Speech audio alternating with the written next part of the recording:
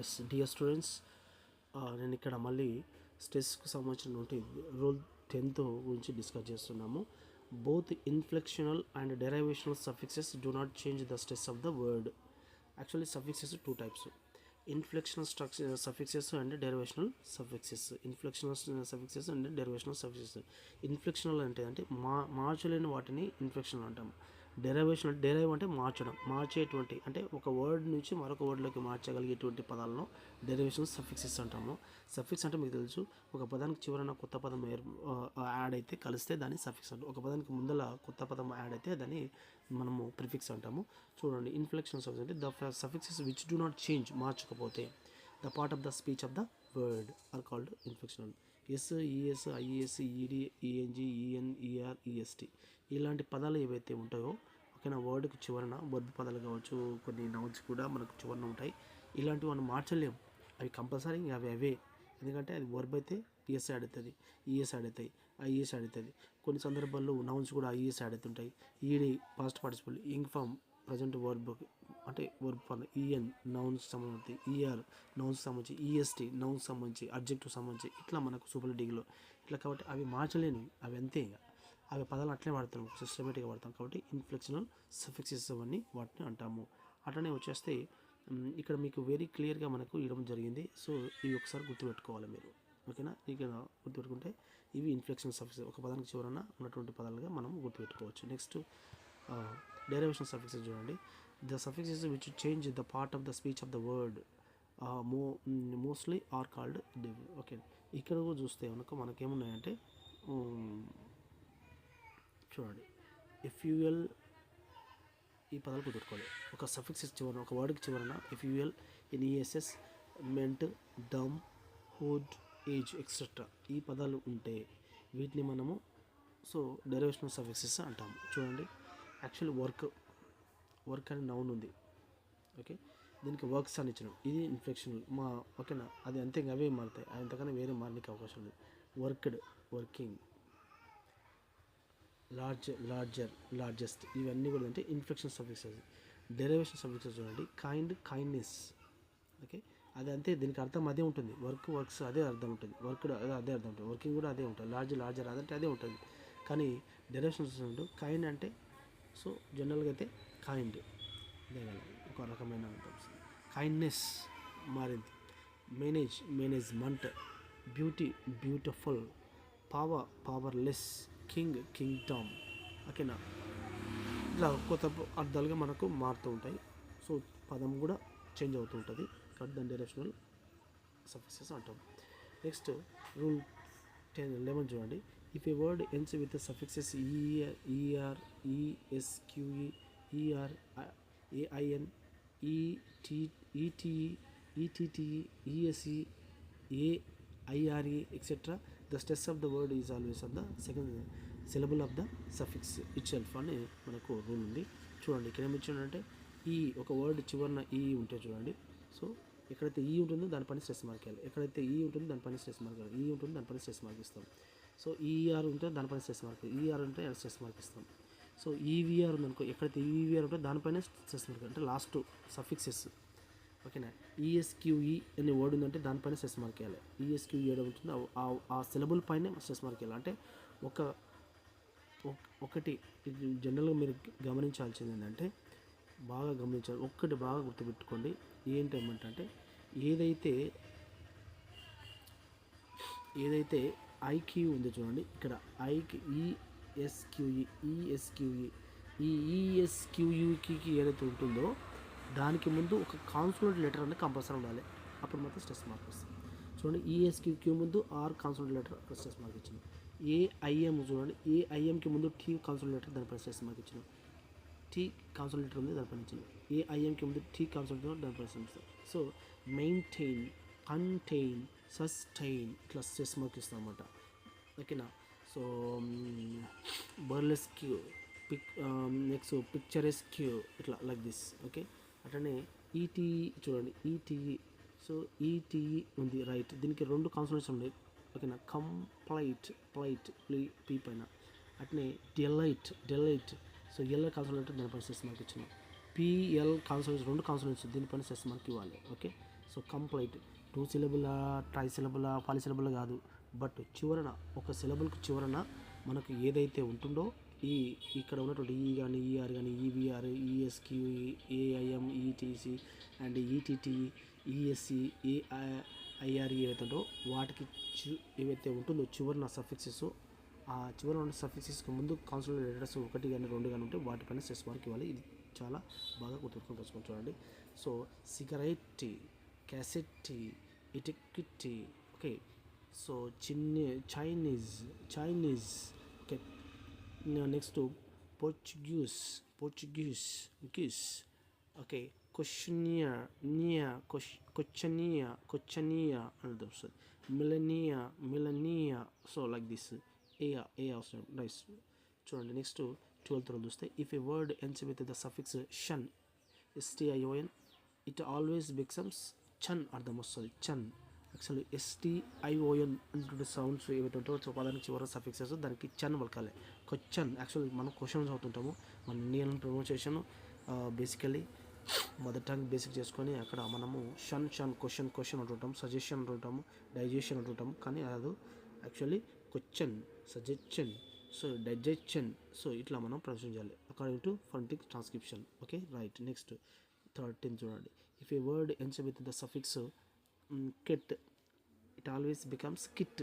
ఓకేనా. కెట్ ఈటీతో ఏదైతే ఉంటుందో, ఈటీతో ఏది ఉంటుందో దాన్ని కిట్ అని చదవాలి.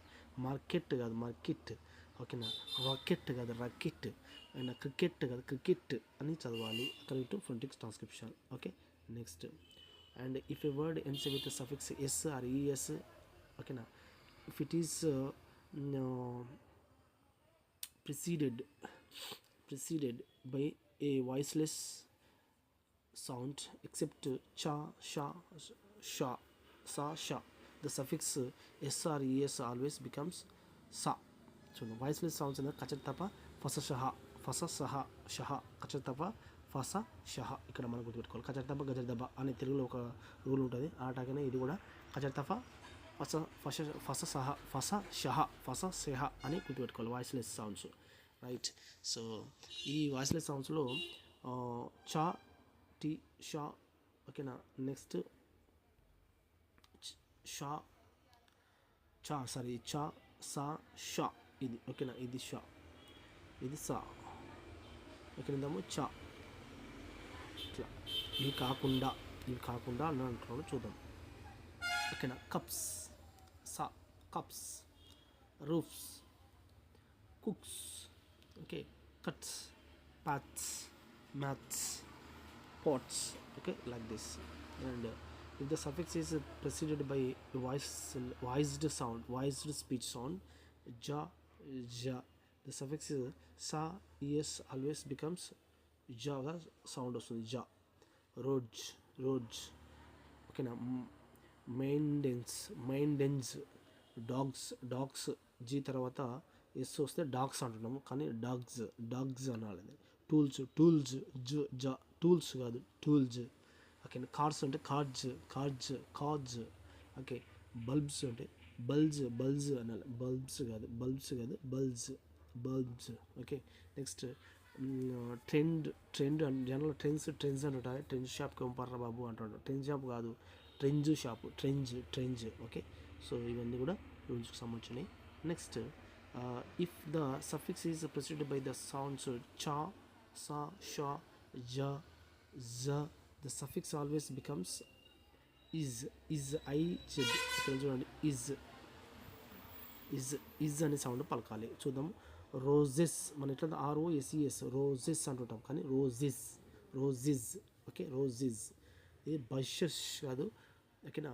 బషెస్ కాదు, bushes, okay. Like this. Churches కాదు, churches according to phonetic transcription. Next gadges కాదు, gadges. So judges, sorry gadges కాదు, జడ్జ్, జా. ఇది జా తప్పు రాసినట్టున్నాం. ఇది డి. సో ఇది యాక్చువల్లీ ఇది డి ఉండాలి, రైట్. సారీ ఇది డి ఉండాలి ఇక్కడ. జడ్జెస్ గడ్జెస్ రాసిన జడ్జెస్. ఓకే, జడ్జీస్ కాదు, జడ్జీస్ అన్నది. ఓకే, ఇది రూల్స్కి సంబంధించింది. నెక్స్ట్ వచ్చేస్తే fifth rule, if a word ends with the suffix ED, if it is preceded by voiceless speech except T, then the suffix ED always becomes T. So చూడండి, kissed actual చూడండి, actual voiceless అన్ని కొన్ని శబ్దాలు ఉంటాయి. ఓకేనా, ఫంటిస్ speech songs ఉంటాయి, అవి compulsory మైండ్లో గుర్తుకోవాలి. What are the voiced and which are the voiceless speech songs అని గుర్తుకుంటే అప్పుడే మనకి ఈజీ క్యాచ్ చేస్తాం. సో టీ తప్ప చూడండి, ఇక్కడ ఎక్సెప్ట్ టీ తప్ప అంటారు చూడండి. యాక్చువల్లీ కిస్డ్ కానీ ఎట్లా కావాలి, కిస్ట్. ఓకేనా. సో రస్డ్ అని కాదు, రస్ట్ టాన్ పలకాలి దాన్ని, టీ. ఓకే, కుక్డ్ కాదు, cooked. Okay, according to front transcription చూడండి,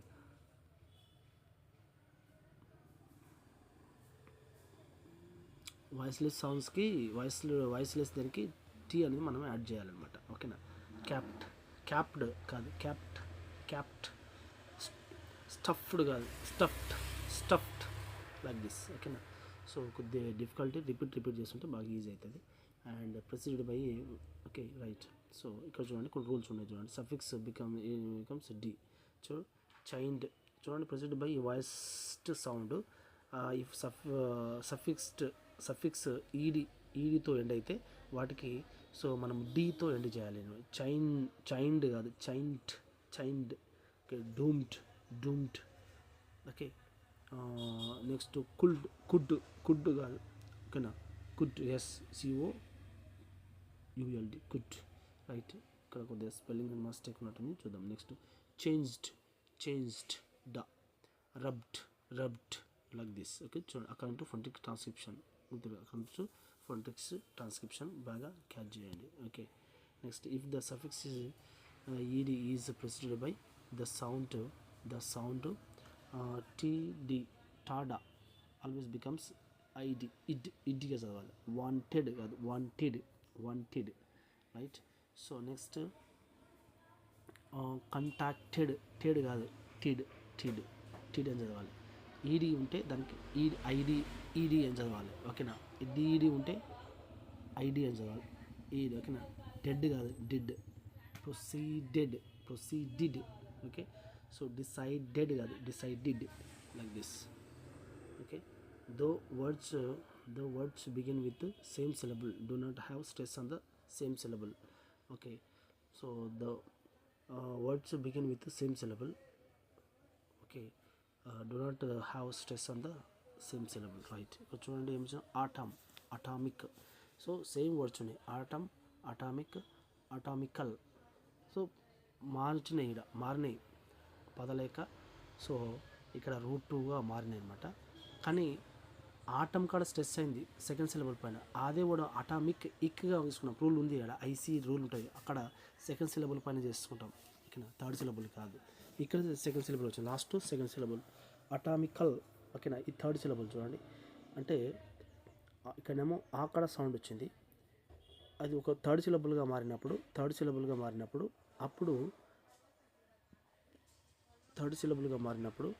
అప్పుడు ఫస్ట్ సెకండ్ ఇక్కడ స్ట్రెస్ మార్క్ అనేది వచ్చింది. ఓకే, నెక్స్ట్ తీసుకుంటే అటామికల్ చూడండి, first second third. Okay, first second third. First actual third కాదు, ఫోర్త్ సిలబుల్ ఇది, first syllable. Okay, first second and third syllable చూడండి. ఇదేమో సెకండ్ సిలబుల్ పైన స్ట్రెస్ ఉంది, ఇదేమో ఫస్ట్ సెకండ్ సిలబుల్. ఇట్లా అన్నీ కూడా అంతే. అకాడమీ ఫస్ట్ సెకండ్ థర్డ్ అట్లా. సో అకాడమిక్ చూడండి, academy first second third. Okay, ఈ థర్డ్ సిలబుల్ పైన స్ట్రెస్ మార్క్ వచ్చింది. ఇది చూడండి, అకాడమిక్ ఇది ఫస్ట్, డేమి 2 3 4 అంటే సెకండ్ సిలబుల్ పైన stress mark, last second syllable. ఇది లాస్ట్ థర్డ్ సిలబుల్ వచ్చింది. అట్లనే అకాడమిక్సియన్ ఫస్ట్ సెకండ్ థర్డ్ ఫోర్త్ అంటే లాస్ట్ థర్డ్ సిలబుల్. ఐఏఎన్ అని ఒకటి రూల్ ఉంటుంది అక్కడ చూడండి, ఐసీఎన్ ఇక్కడ సెకండ్ సిలబుల్ పైన ఉంటుంది, ఎంఐ అనేది థర్డ్ సిలబుల్ ఉంది కాబట్టి ఒక రూల్స్ ఆడ పైన ఉన్న రూల్స్ చివరిన ఉంటే ఐతో సిఐతో ఏఎన్తో అనేటువంటి కొద్దిగా మనం ఐసీతో మనం ఏఎల్తో మనం రూల్స్ ఫాలో అయితే ఇది ఈజీ క్యాచ్ చేస్తాం. బాగా గుర్తుపెట్టుకోండి, అన్నీ కూడా అంతే. ఓకే రైట్, ఐఏఎన్ ఐసిఎల్ ఓకేనా right. Next this is the actually complete phonetic transcription సంబంధించి స్ట్రెస్సింగ్ పాయింట్ ఎక్కడ ఉంచాలి అనేది రూల్స్ అండ్ రెగ్యులేషన్స్ సంబంధించి dear students. And you can